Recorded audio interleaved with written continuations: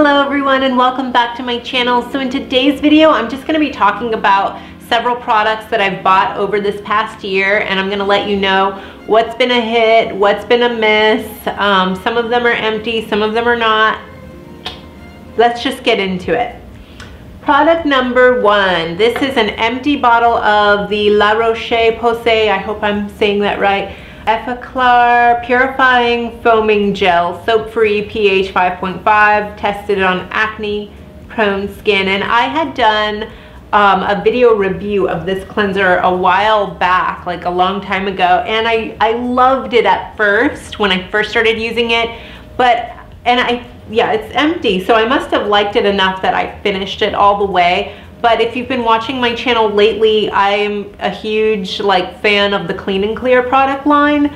And for me, with acne skin, Clean and Clear has been the most helpful for helping my skin stay balanced. And my skin isn't 100% flawless. I do have a little bit of makeup on, not that much, foundation wise. If I had to rate this on a scale of 1 to 10, I'd give this a 7.5 after I finished it. Up to the halfway point, I loved it. It was all I used, but it's almost like it stopped working for me after a little while, and that's when I was like, this one I'm kind of if Clean and Clear doesn't work for you, then try it. But Clean and Clear worked for me. So the next product, the Cetaphil Gentle Skin Cleanser for face and body, all skin types, mild, non-irritating formula, softens as it cleanses.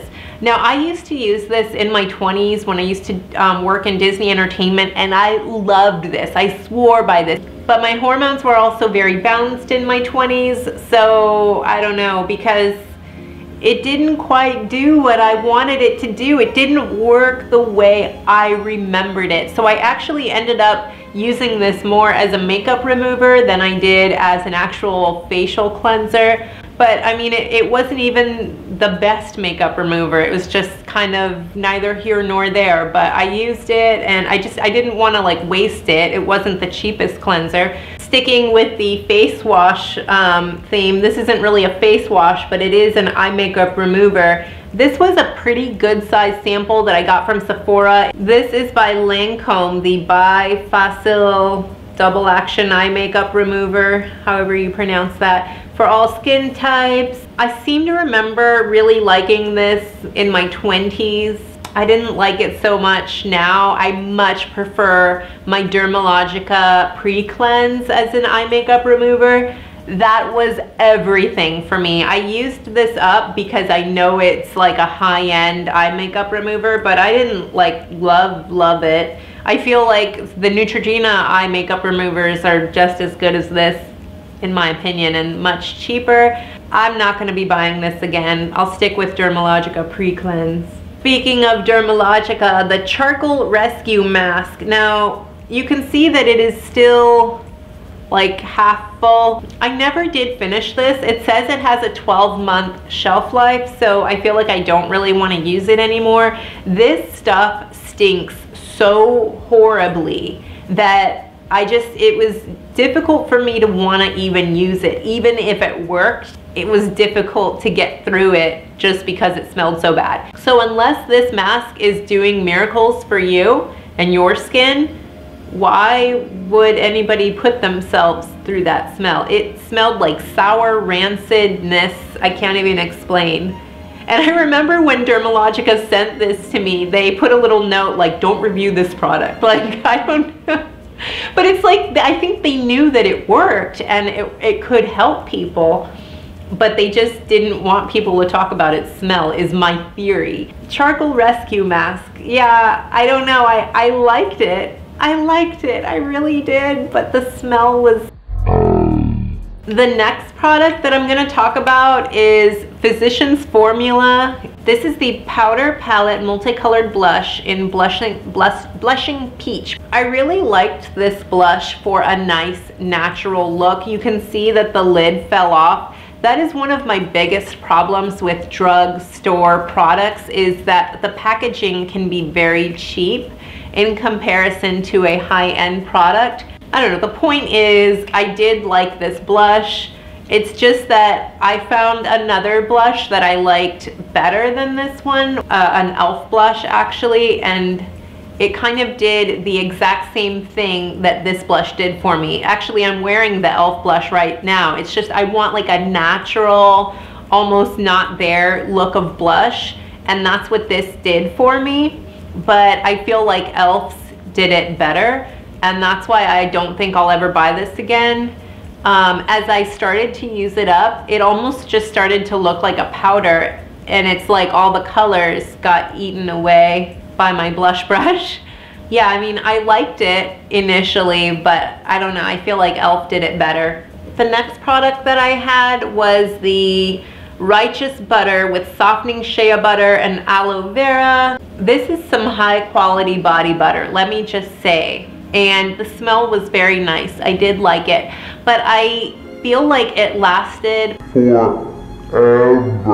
forever, which is a great thing, but I get bored with my body butters, and so I felt like, oh, I'm having to use this so much, and sometimes I just want to pump out my lotion, and the fact that I had to open the jar and scoop out the body butter, ain't nobody got time for that. And it was just, I felt like it was a lot of work. At the same time, I don't know what it is, I still love myself a good body butter. It just lasted forever, to the point where I don't want to see it again for a very long time, and I want to go and try a different and new body butter. Maybe my problem is I need to buy like more body butters so that I have more variety to choose from. They just last so long. I don't know what my issue is. Maybe I just need to stick with the pump lotion. Comment below if you know what my problem is. I don't know.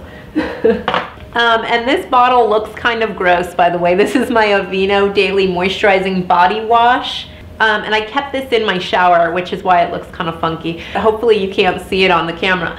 So it says that it's a creamy body wash that moisturizes for noticeably healthier looking skin every time you shower. It did kind of feel hydrating, and it was great if you have any kind of skin sensitivity. Like, I felt like it was so gentle. It wasn't going to irritate my skin. The scent wasn't overwhelming.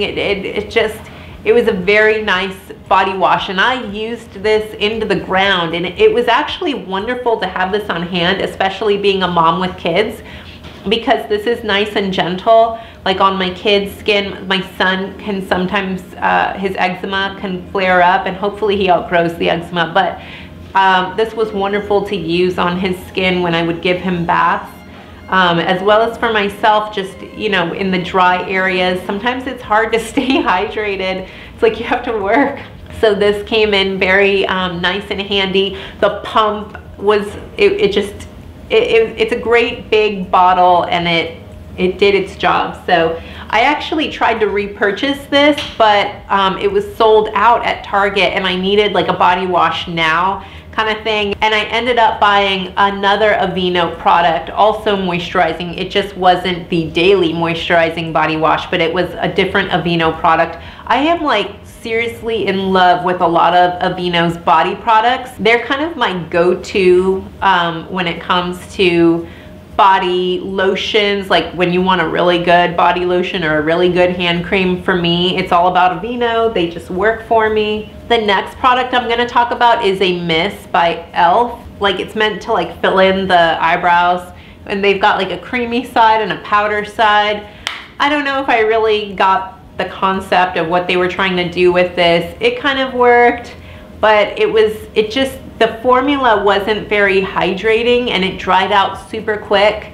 I guess that's what you get for buying cheap makeup. Sometimes sometimes it's a good dupe, and sometimes it's not, and I feel like this was a miss. I'm actually using a little eyebrow gel thing from CoverGirl that I seem to be liking right now, so I'll have to talk about that on this channel in another video. But I don't think I would go to e.l.f. buying this eyebrow product. Maybe they have another eyebrow product that works better, but you know, I love e.l.f. I'm always speaking very highly about them on my channel, but this one was a miss for me and I will not be repurchasing it. And e.l.f. missed the mark for me again with these 3 like lip balm things. It was part of their holiday pack last year for Christmas, and I was like, wow, 3 lip balms in one. And I was kind of hoping that they would be like Baby Lips by Maybelline. That's what I thought when I saw these. And I don't know why I thought that, because they were absolutely nothing like that. They are a very dry formula, and I don't know if they're supposed to be like a lipstick or a lip stain, but it was like dry to the point where I couldn't even get it off of the, like it wouldn't even come off on my lips. Like I had to like smear it all over my lips just to kind of get some pigment off of the applicator.